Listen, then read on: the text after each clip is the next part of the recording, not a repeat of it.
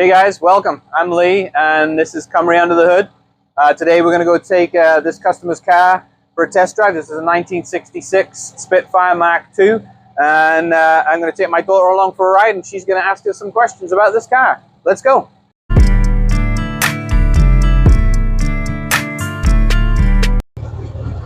Alright, here we are. We're in this 1966 Triumph Spitfire. This is a customer's car. I guess his mother bought this brand new in 1966 and it's been in the family ever since. So I think he's technically the second owner from new, which is pretty remarkable. But yeah, let's just go for a ride in it and then... Okay, here we go. Although, I don't think that's the correct shift head on that. I don't know if you can see that in the picture there. I don't think it's a Jaguar. All right, here we go. So reverse, down, across and up. All right, here we go.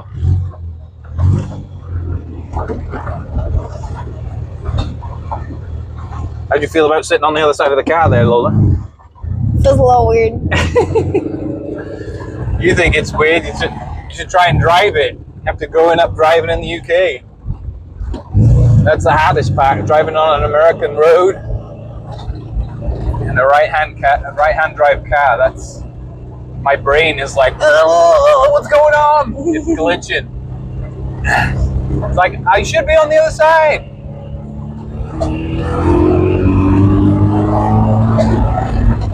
Whoa, don't want to do that.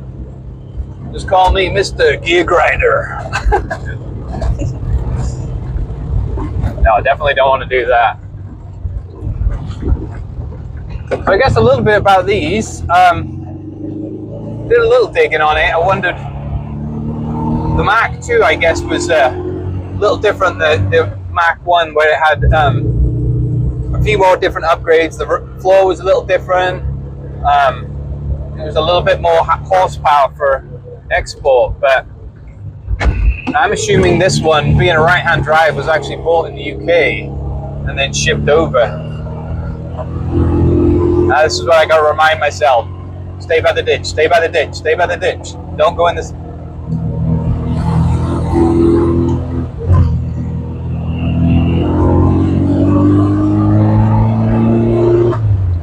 Got a nice sound to it. Yeah. You feel like you're in a race car now? Oh yeah, my friend would love this. So, first impressions, Lola, a 1966 Spitfire. It's so adorable. I love the color and the size. Yeah, it's a pretty nice little size. It feels weird being on this side though. Feels like I should be driving. I know, right? That's what's the hardest part for me, is just trying to remember I've got to stay by the ditch and not be in the center of the road. Okay. All right, let's see, which way should we go? Let's go.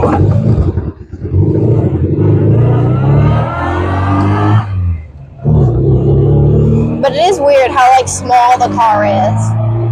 It feels very weird. Like a toy? Yeah. Well, it's like we said before, I think in one of our other ones, where it's just like you feel like you're actually driving it. You feel like a bit more of a sports car kind of feel to it, which it kind of is. I mean, it's a little two-door coupe. Well, you know, the original one was a convertible. They've got a nice hardtop on this one. Nice thing about this is a little bit better for the crappy weather that we have in the Pacific Northwest. It's no different than Britain, really. But it's a nice car. It feels pretty solid going down the road. It's definitely a little responsive. And it's a lot noisier. There's like so many things going on. Yeah, there's not as much insulation in one of these old little cars. Yeah. So, but it feels good. I mean, the steering's nice and tight. It's not slopping around a little bit. Gear shifts, bad for me grinding them. It's actually nice and tight, the box. We had to get this one going again. I'll add some clips in of what I kind of did to get this going. The usual problem with one of these, it sat for about a year, and the old points and condenser went bad, so we swapped out some points and condenser, just kept it original. There is some electronic ignition systems out there that you can put in these, which are pretty reasonably priced, pretty easy to install, but we just kept it original for the customer. And then the clutch sleeve cylinder was stuck, and it's an aluminum body, and I've noticed that before, that the piston inside gets jammed up and seized after them sitting for a while. So we did that, replaced that, points and condenser, and then got this thing going again, and replaced some wheel cylinders in the rear, so we could actually have some brakes without the shift pattern being on the opposite side of the road. It's kind of a little confusing, but I'll get it. Is the shifting backwards? No, it's the same. It's just I'm used to pushing away, and I don't need to push so far away. It'll naturally. I'm first geared, if I remember rightly, on some of these other ones. And if wrong, correct me. You know, please add some comments in here. I really appreciate when you guys comment on my videos. It really helps the videos, and it helps me too. But first gear doesn't have synchros, if I remember correctly, in these older British cars. So you have to be at a complete stop before you can put it in gear too. So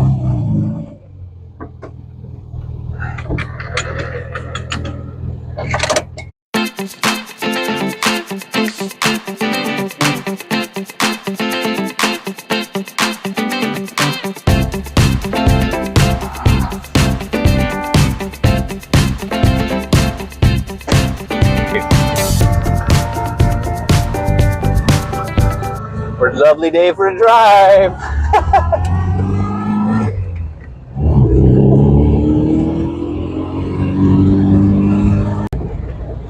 Yeah, the one thing I noticed about old British cars, being from Britain as well, but I'm what, 6 foot?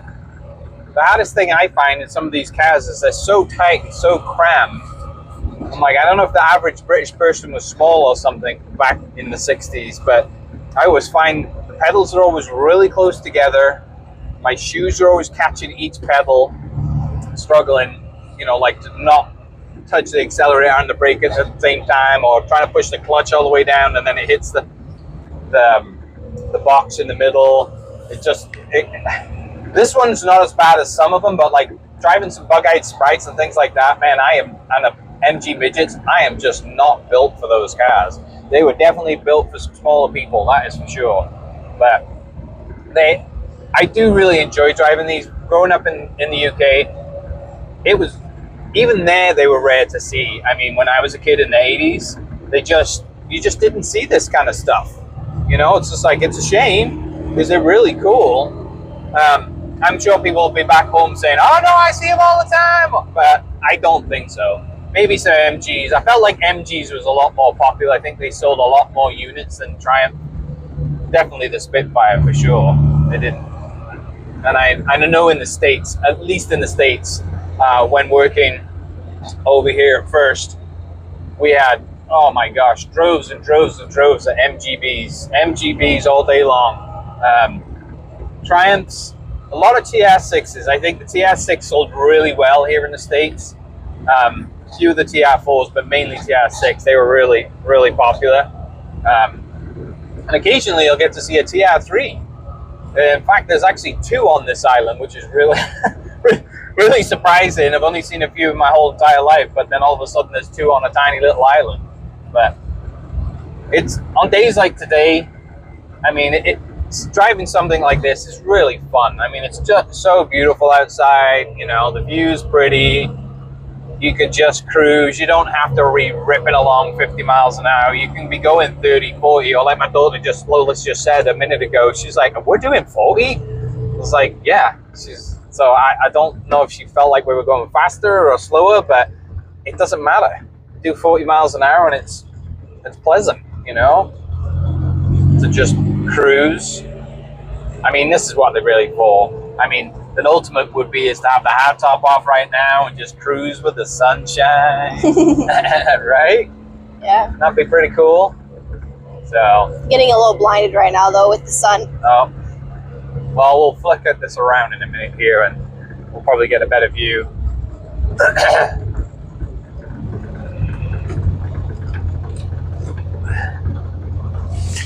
That's Todd. Let me do these magic windows here. Okay. All right, so we just pulled over, ran into some friends. It's just always usually what happens on our little island here when you go for a little drive. And Lola was trying to figure out how to close the window after I opened it because she didn't pay attention. I think she was looking for a button to wind the windows up automatically. But No. I know this one is the one where you have to manually do it. It's just I didn't know which direction, which way. Well, it was pretty funny. It's those old manual windows. Everything's manual. There ain't no power, nothing. So, but I mean, that's the thing about driving an old car too. It's like you're driving it. You know, you're not just getting in and going. You know, nothing's automatic. You know, manual gears, manual steering. You might not have power steering. You know, maybe if you're lucky you do. But, you know, a lot of you guys out there that drive old cars like this, you know what I'm talking about. But some of the younger generation that haven't had a chance to do that, drive something like this, these are fun. You know, it's not a heavy car, so you don't necessarily have to have power steering, you know. You don't have to have anything power-wise, but although the one thing I always noticed on these old things, man, I would not want to be driving it in an absolute downpour with these little wipers. Man, it ain't gonna do much. You'd be driving probably 5 miles per hour. Yep, pretty much. So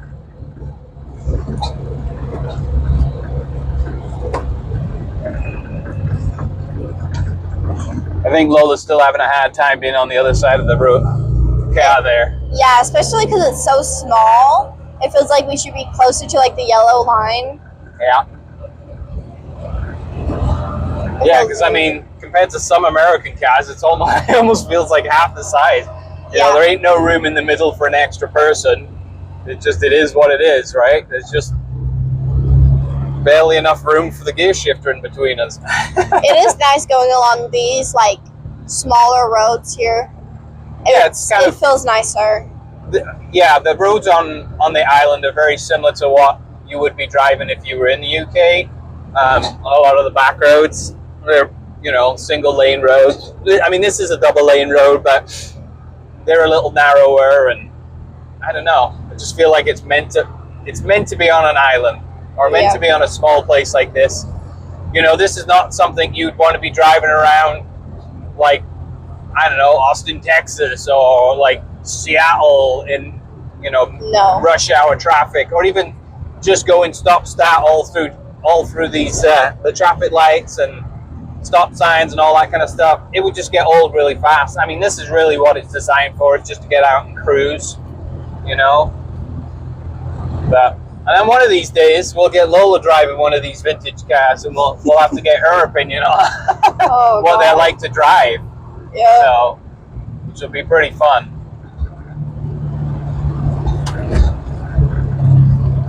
That dog looks like a hyena. It was a big dog.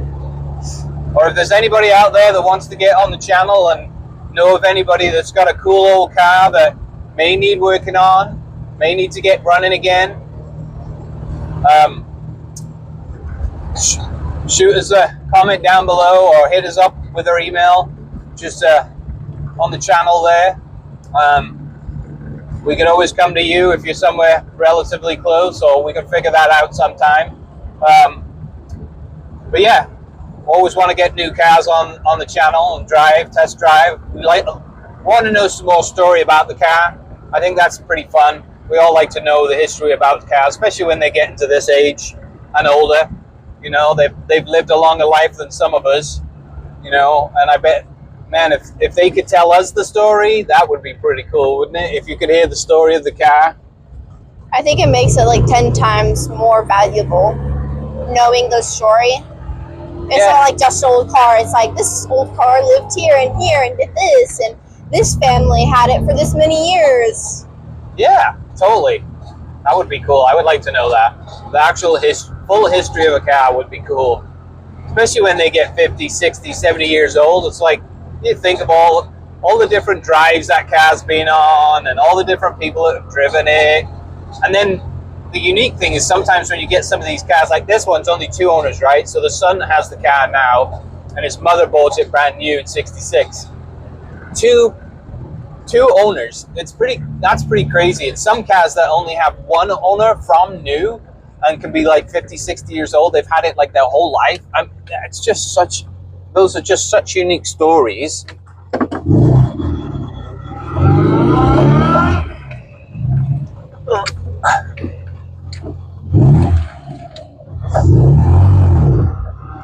Didn't like second gear for some reason. There it goes. I don't know. Couldn't get it in second gear for a minute. It's a steep hill. I wouldn't blame it for not wanting to go up this. I don't want to go up there. It's too steep. I'm only a little car. The thing that I've noticed about this car too, it's like it has this kind of noise. What it is, it's the tachy of the RPMs, and you can hear the cables spinning in the back. In a lot of the newer cars, it's all, you know, computer, electronics, things like that. Where this one, it's all cable driven. So it's cable driven from the distributor from here, and that's why it's so bouncy, and you can actually hear the cable spinning in there.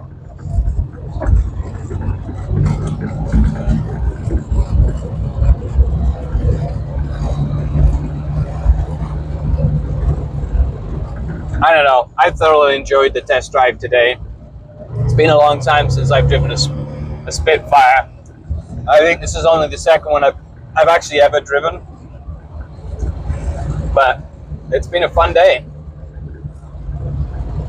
What do you think, Lola? I think it's really cool. Oh. It's cool learning about this car and seeing you struggle with having to shift gears. That's the next challenge, guys. Teaching you how to drive stick. Oh God. You can drive automatic, but no stick yet. That's the next challenge. Yeah. Then you can get to drive all these cool old cars too. Oh, yeah. I mean, I know there's some of the classic American ones that are automatic, but there's still a lot that are the 3 on the tree like we did on our other video there.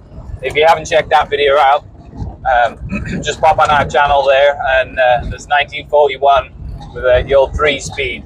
You should check that video out. So Him also struggling to shift. yes, struggling to shift in that one. But well, guys, this is the end of our drive today. Thanks for coming along with us. Drop your comments down below. Like and subscribe. I would appreciate it. In your comments, just let us know what you'd like to see next. We've enjoyed our drive today. Hopefully you guys have enjoyed our drive with us, and we'll catch you on the next video. Thanks, guys. Later.